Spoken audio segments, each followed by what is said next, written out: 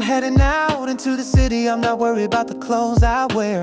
My focus isn't on my hair, but my watch, you know what? I choose with care, I want the best, but real life stands in my way. No Rolex for me, even on my best payday. Save up for a bright land, but here comes your luck like a bolt of lightning. A new incident that you can't afford.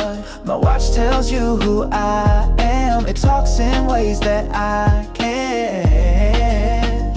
I don't need attention, but we all like validation. And a little ego masturbation, a little imagination flirtation.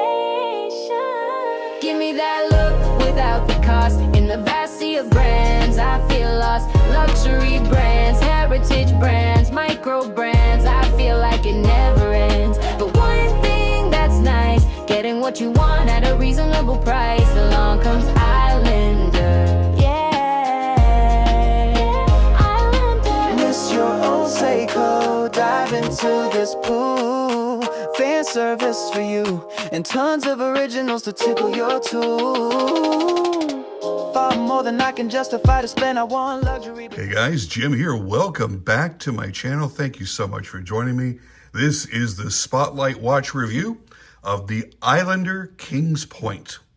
Now, these are available through longislandwatch.com. Right now, they're about $345. And for those of you that have shopped on Long Island Watch long enough, you know there's always a good sale coming up soon, right around the corner. So keep your eyes peeled for it, because this, I think, is worth chasing after. And $345 is kind of a weird price. It's high enough so that you know this watch means business. You're not just buying something frivolous and cheap off of the internet. Because there are definitely those watches we come across and go, man, that price is way, way, way too good to be true. Or that retail is really, really, really, really high, and then their selling price is like 98% below that. That seems too good to be true. Yeah, those are.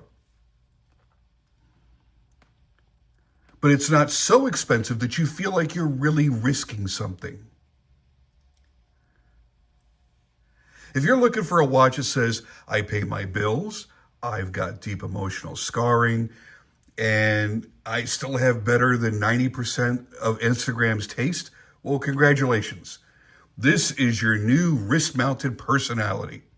Take a picture of it every day, upload it on Instagram, and show your superiority.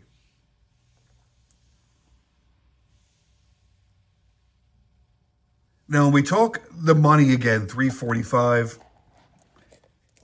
I don't want to, really just sit here and belabor the point of the price, but price is a weird thing for a lot of people.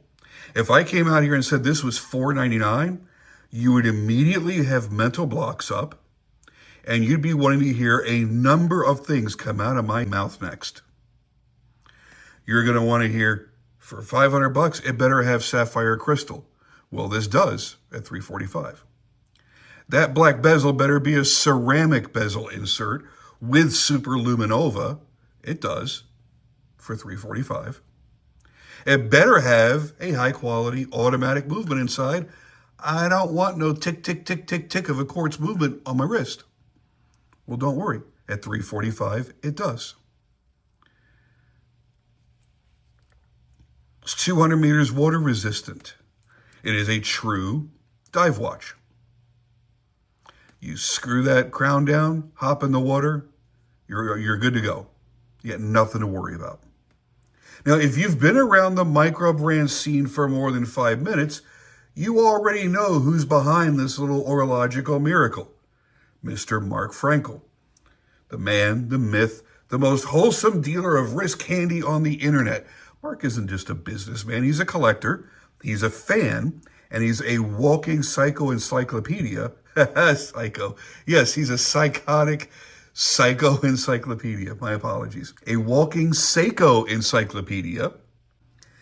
He's basically what would happen if Bob Ross had gotten into dive watches instead of trees.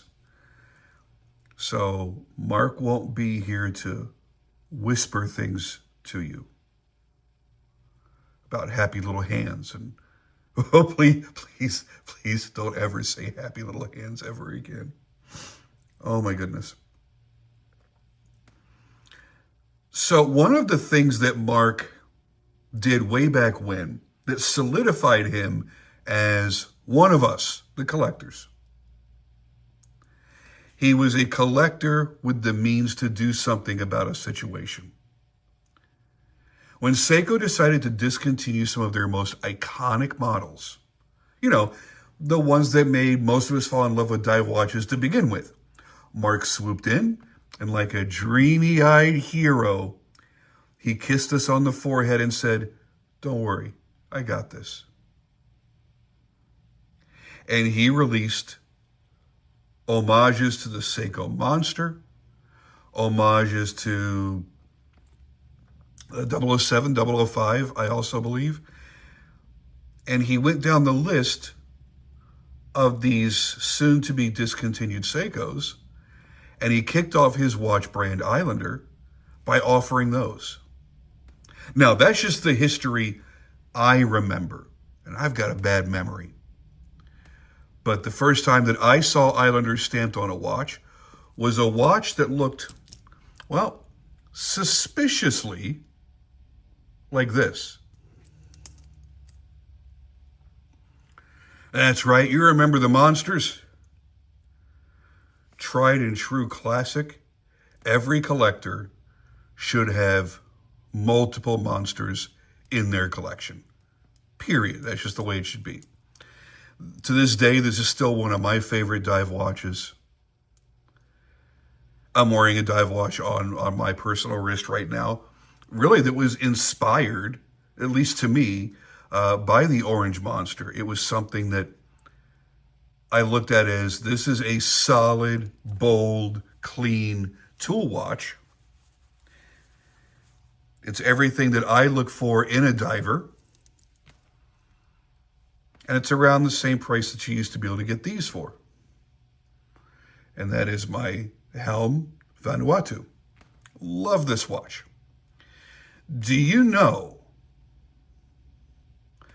that this Islander has kicked this Seiko off my wrist for over a week, has kicked this off of my wrist, except for today, for over a week, and most everything else in my collection.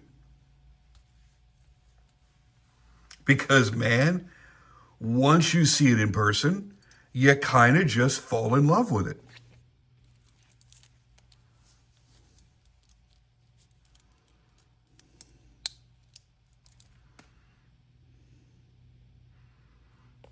Let's get a nice close look at it.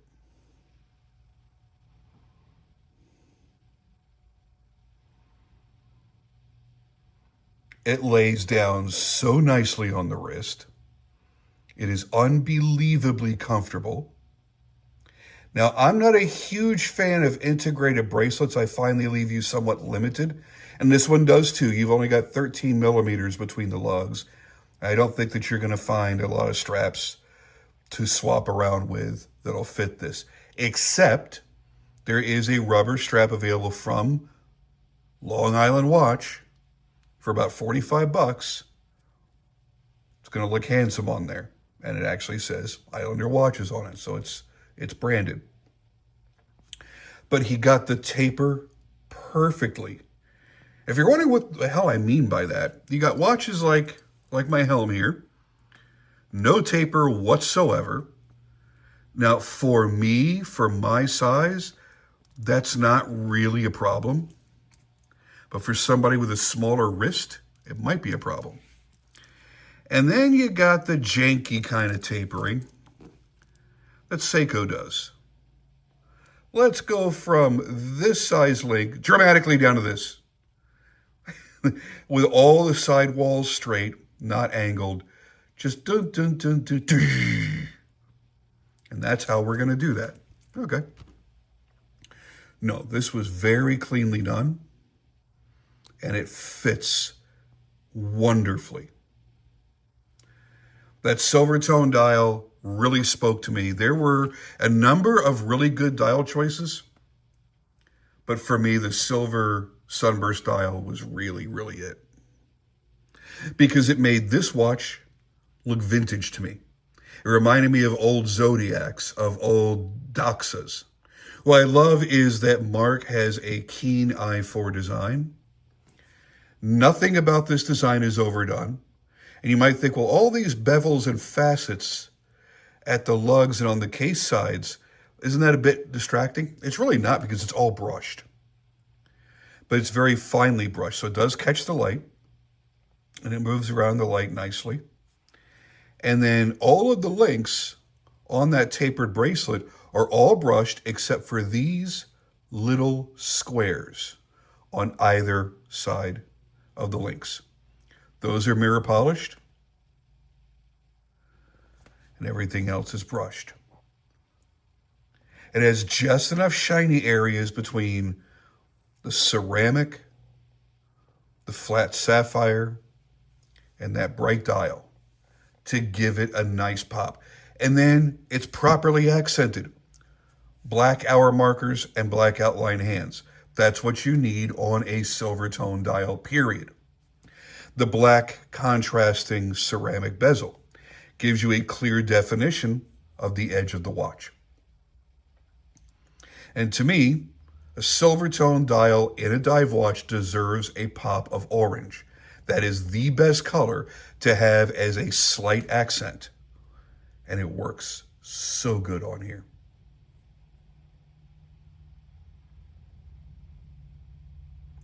Inside, you've got the uber reliable Miyota 9015 automatic movement.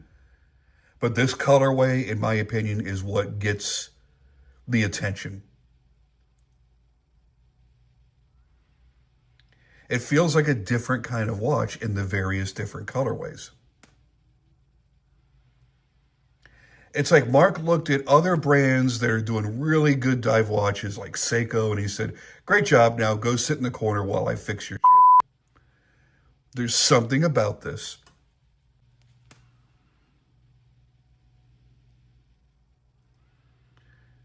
Even just the outlining of the calendar aperture. Everything's just done right.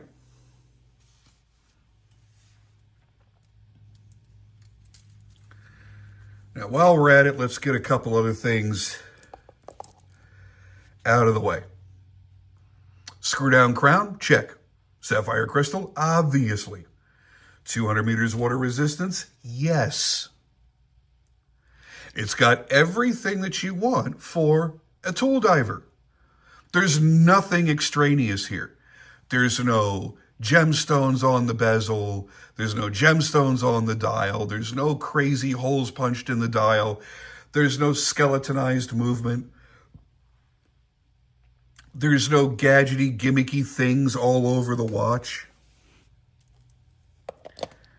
It's just made to be a flat-out, handsome, everyday wear watch that will live up to the task of being a diver should you want to do that.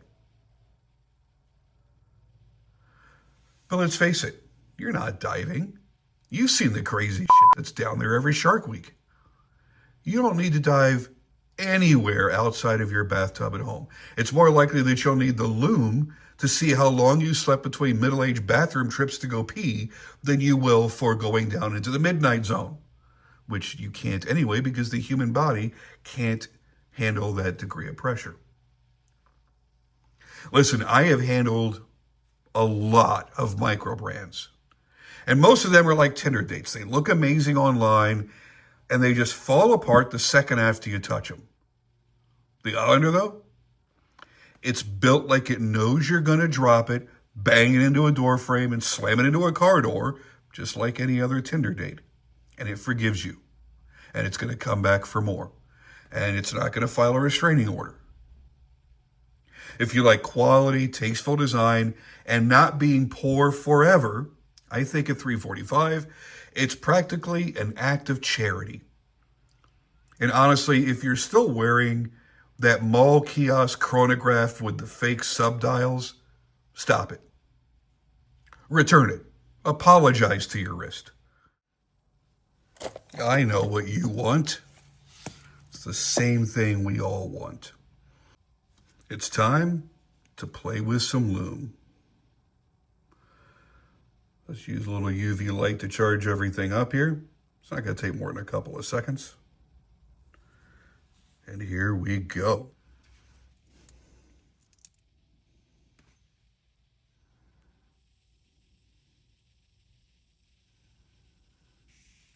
Now, the one thing I wish you could see is that at the outer edges, you see those orange appointments? Those actually do glow, but it's not really showing up on camera. So that's what it looks like to the naked eye.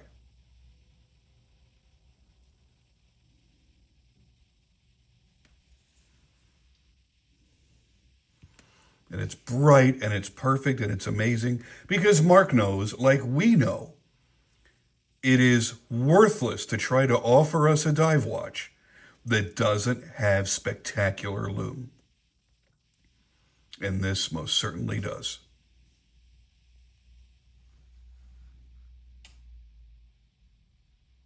Take a quick listen to the unidirectional rotating bezel.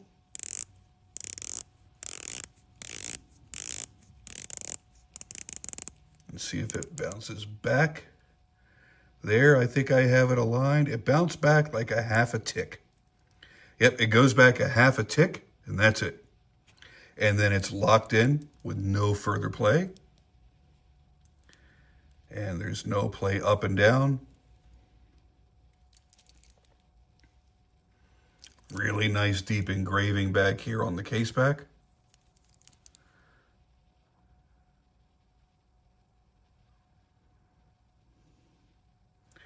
And your scissor style supported, machined diver's flip lock safety clasp, not a cheap stamped steel interior.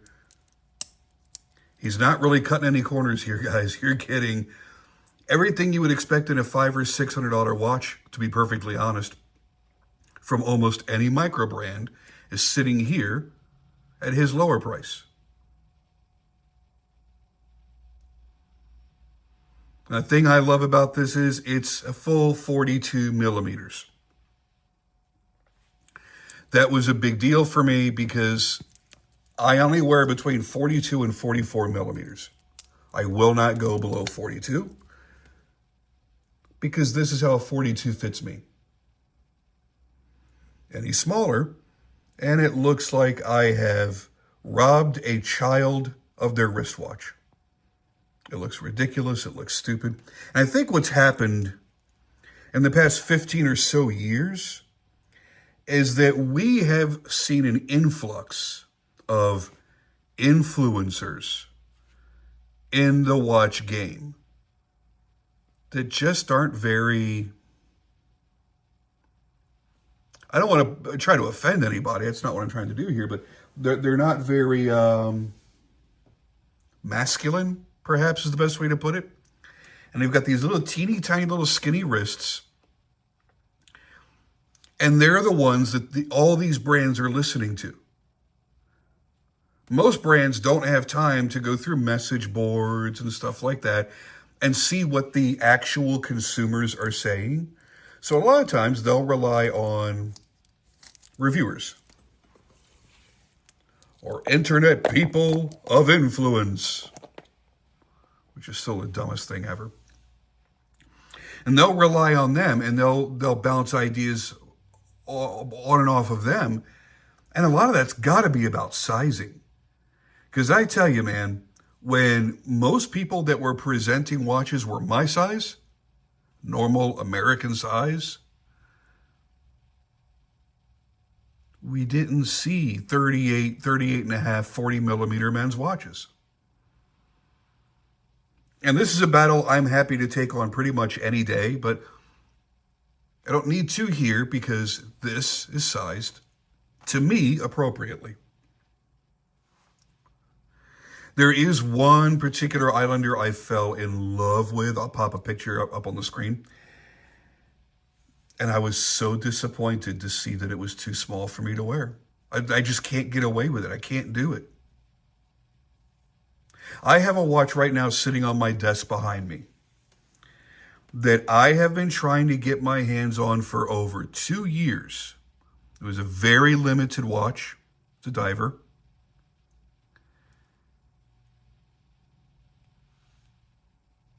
And they sold out before I could grab one. And it's listed as 42 millimeters.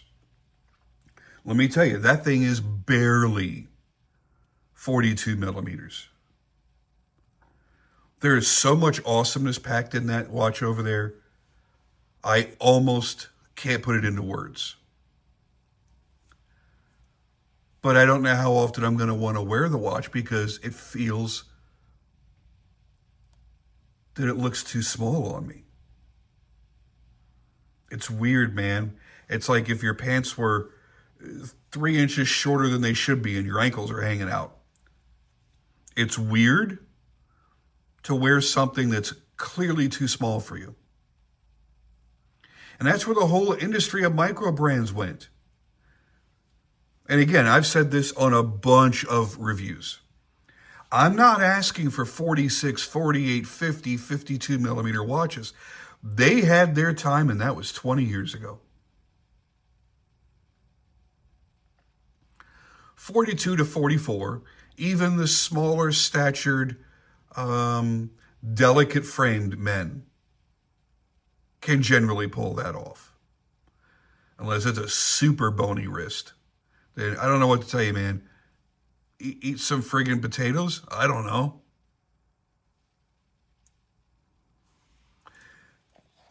But when I saw this was at the right size, and I saw the facets on the lug horns, I saw the way this bracelet was integrated, I saw the layout of the dial and the color appointments chosen, and I went, this is it. This is serendipity. And this is actually a watch I want to wear every single day. But I can't. I'm going to be sending this right back to Mark. I've made sure not to do anything that would damage it or scratch it or anything like that. But I have to wear these things. I have to get to know them for a week or two or more before I'll review them. This is one that I wanted to rip out of the box immediately and go to town on. Same thing goes for the other watch that I was just referencing.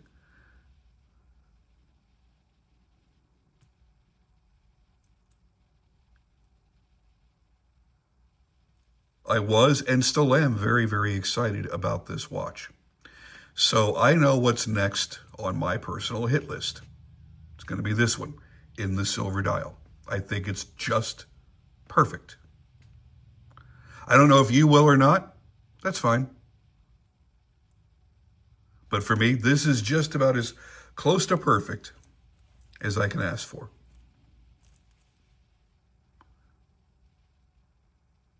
Great job, great price, great fit and finish. The polishing, the brushing, everything is done right. Everything is aligned perfectly. You could spend twice as much on a Seiko and have misaligned markers on your bezel and on your dial ring. That's up to you. But Mark seems to be getting these things right, baby. Let me tell you, that is sharp. All right, now, general housekeeping. Like, comment, subscribe, or don't. I'm not your dad. But he would have wanted better for you. If you guys have any questions, please put them down below in the comments section. I'd like to do whatever I can to keep you up to date on how awesome this watch is.